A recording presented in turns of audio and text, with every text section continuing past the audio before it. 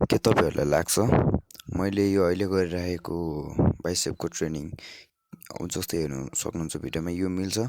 Sorry, यो हामीले यो गरेको ट्रेनिङ चाहिँ मेरो यो मसल्स कन्ट्र्याक्टमा आएको छैन, त्यही भएर यो मिलेन।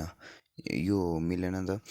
म तपाईँहरूलाई आजको यस भिडियोमा देखाउँछु कि हामीले बाइसेपको ट्रेनिङ गर्दा कस्तो फर्ममा गर्नुपर्छ त। हेर्नुहोस्, भिडियोमा तपाईँहरू अगाडि भिडियोमा हेर्न सक्नुहुन्छ।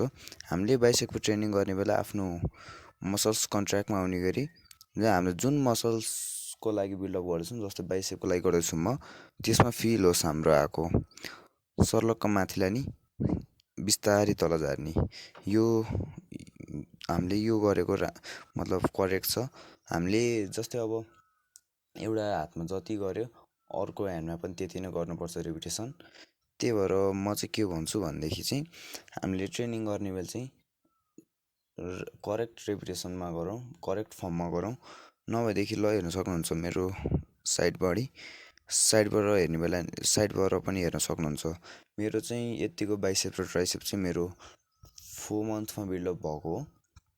र नभए हाम्रो अलि हेभी वेटहरू छ भने चाहिँ हामीले यस्तो तरिकाले नै गर्न सक्छौँ।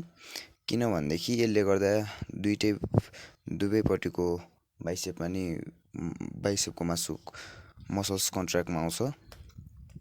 र मेरो चाहिँ यत्तिको बाइसेप चाहिँ जस्ट 4 मन्थमा भएको हेर्न सक्नुहुन्छ तपाईँहरू।